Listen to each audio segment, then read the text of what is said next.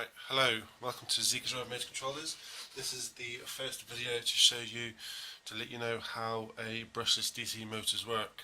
Now I think to start off we need to try and get a little bit of an understanding of how brushed DC motors work to enable us to figure out how the brushless DC motors work.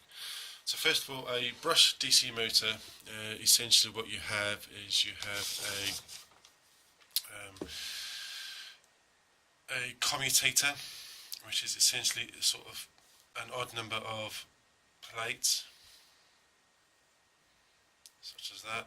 And what you'd get is you get brushes, so brush DC motor, you get one on this side, you get one on this side, and what you have is these would be, the commutator would be connected to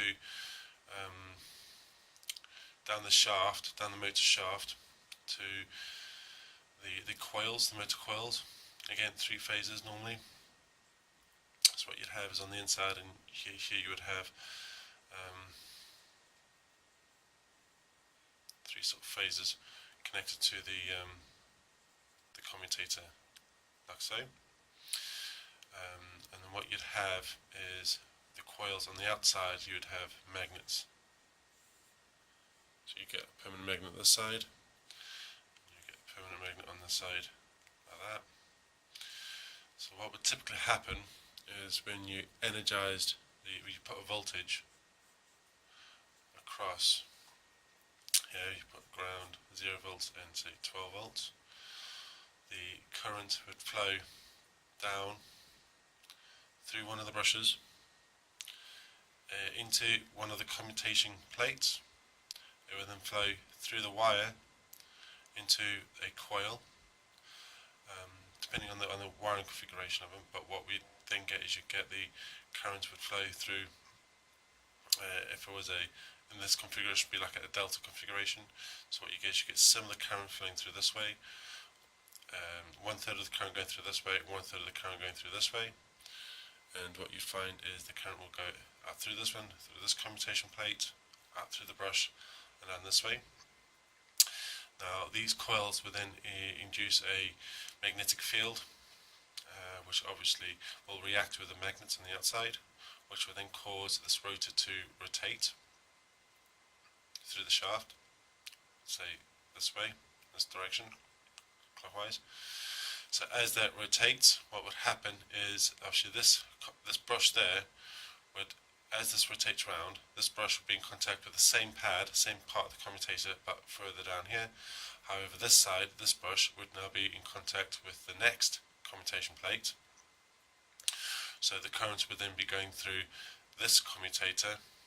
Obviously, 1/3 of the current going through this side of these 2 coils, and the 2/3 going through this part of the coil, out through the commutation plate into the brush and down there. So essentially what we've done is done a phase change, changing the phase, which would obviously create another electromagnetic field from different plates reacting with the magnets, and obviously cause the next rotation. So obviously as the motor speeds up, obviously the current flows through each separate coil, and obviously gets different commutation. So that's brushed DC motors.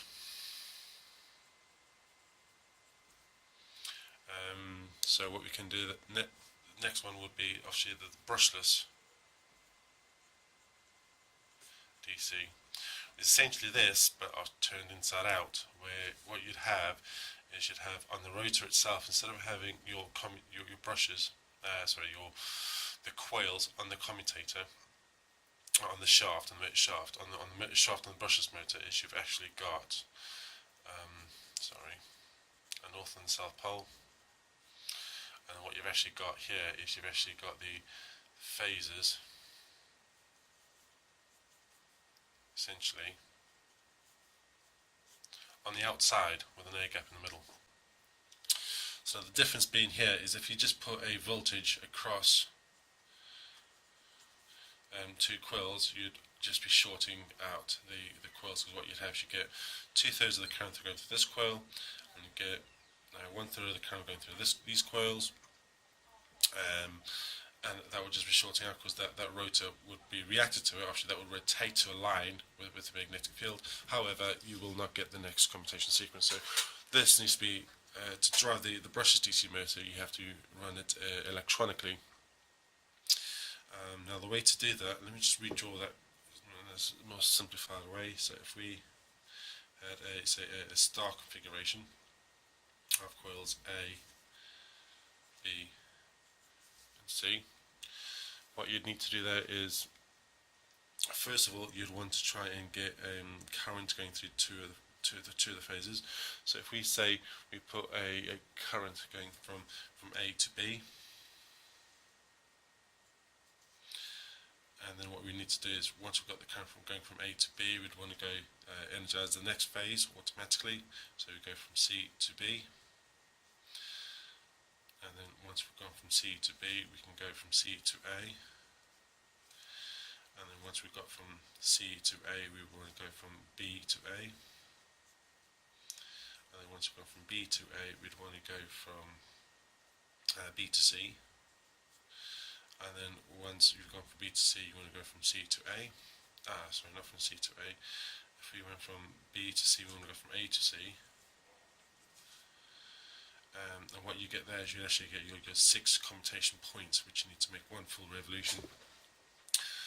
So obviously the first one was from A to B, the second one was from C to B, the third one was from C to A, the fourth one was from B to A, the fifth one was from B to C, and then the sixth one was from A to C.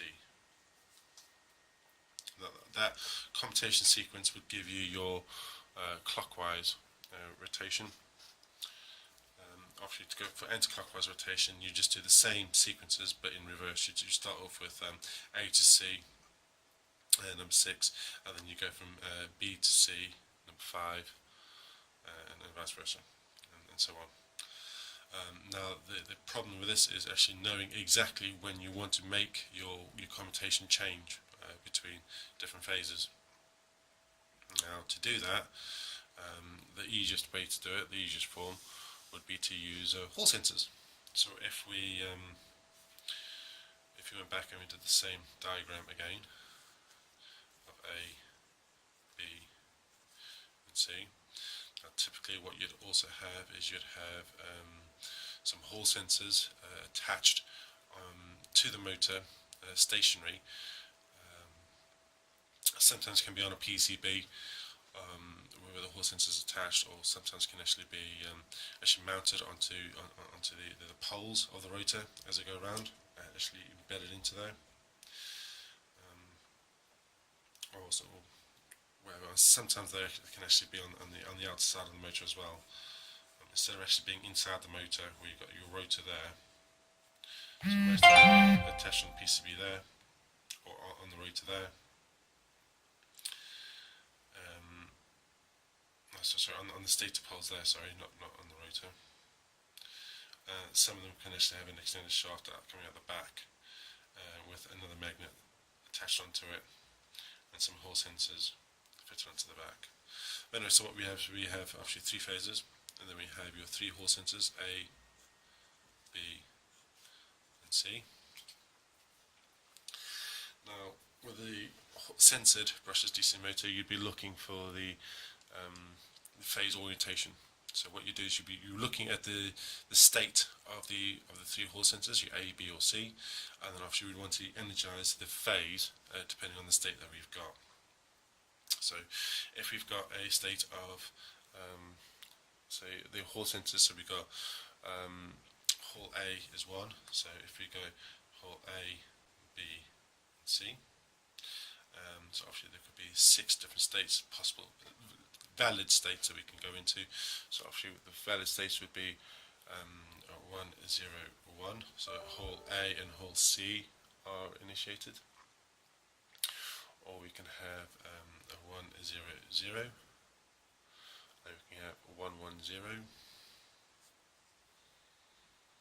0, 1, 0, 0, 1, 1,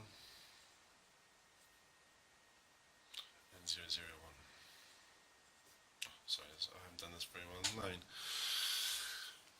So what we'd do now is, depending on the state we would want to change. So if we see a Hall sequence of Hall A with a voltage on it, typically 5 volts, Hall B 0 volts, Hall C with 1 volt, we would then want to put a current through the motor phases, going from A to C, going from A to C, which should be this one, so this would be the counterclockwise version going first.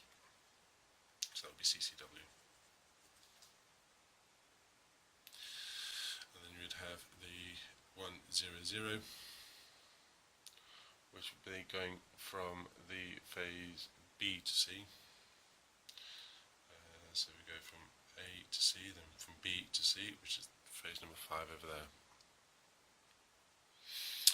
Now, that is obviously the electronics that the programmability of the electronics that you'd have to do it. Obviously, with the hardware itself for Hall-centered motors, obviously what you'd have is you have your 3-phase bridges, the half bridges.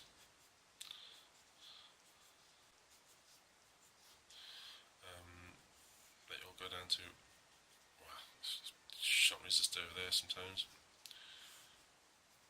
And then you'd have a 12 volt there, and you'd have phase A, phase B, phase C. So that one would be attached to that one there. That one goes to that one there, and that one goes to that one over there. So what you'd have is you could have your leg A, leg B, and leg C. So there'd be high A, high B, high B, high C, and you'd have low A, low B, and low C MOSFETs.